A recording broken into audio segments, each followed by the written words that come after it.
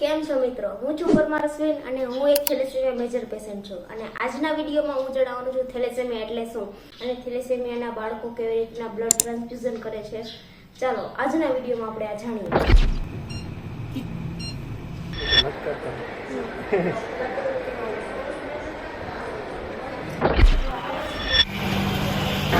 તો મિત્રો હું અત્યારે આવી ગયો છું રાજકોટના જનાના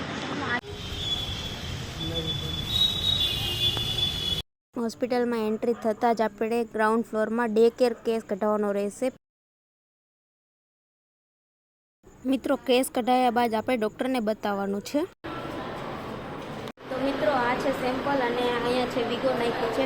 આપણને સામે આપણા વોર્ડ છે ને થેલેસેમિયાનો, ત્યાં આપણને સૌપ્રથમ આપણે કેસ કઢાવીને ત્યાં ડૉક્ટરને આપવાનો છે. ડૉક્ટર આપણને કેસ લખી દે, ત્યારબાદ આપણે વિગો નાખીને સેમ્પલ લેવાનું છે ને આ સેમ્પલ હવે આપણે દેવાનું છે બ્લડ બેંકે.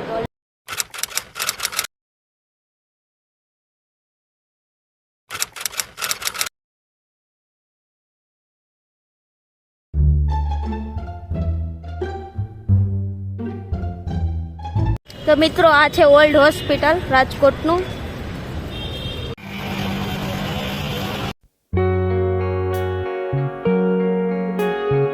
મિત્રો આપણને બ્લડનું સેમ્પલ આપે તે આપણે સામેની બારી આપવાનું રહેશે.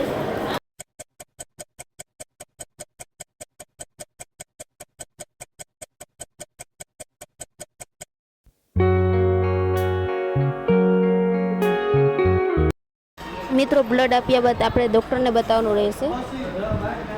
મિત્રો આ 350 mlનું LR બ્લડ યુનિટ છે. મિત્રો ચાલો જાણીએ થેલેસેમિયા બીમારી એટલે શું. મિત્રો થેલેસેમિયા પેશન્ટના શરીરમાં લોહી બનતું નથી. મિત્રો નોર્મલ વ્યક્તિમાં રેડ બ્લડ સેલ જોવા મળે છે અને થેલેસેમિયા પેશન્ટમાં માર-ફોર્મેટ બ્લડ સેલ જોવા મળે છે. મિત્રો રાજકોટ અને રાજકોટના આજુબાજુના શહેરી તેમજ ગ્રામ્ય વિસ્તારમાંથી 700થી વધુ જેટલા થેલેસેમિયાના પેશન્ટો બ્લડ ચડાવવા આવે છે.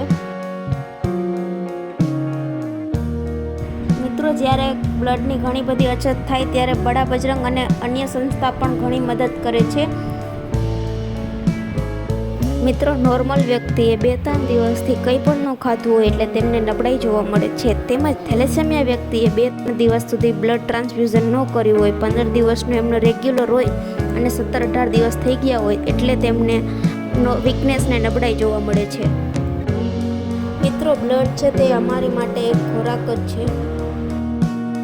મિત્રો બ્લડ છે તે કોઈ પણ ફેક્ટરીમાં બનતું નથી તેમજ કોઈ પણ વૃક્ષમાં ઉગતું નથી. બ્લડ માટે ફક્ત એક જ વિકલ્પ છે, આપ લોકોનું રક્તદાન. થેલેસેમિયા પેશન્ટને ફેરેટિન વધુ પ્રમાણમાં જોવા મળે છે એટલે થેલેસેમિયા પેશન્ટને ડેફ્રી સિરોપ્સ ટેબ્લેટ લેવાની હોય છે. તેની કિંમત માર્કેટમાં 1500 રૂપિયા જેટલી હોય છે અને સાથે તેમને કેલ્ફર અને તેમજ ઇન્જેક્શનના પંપ પણ લેવાના હોય છે.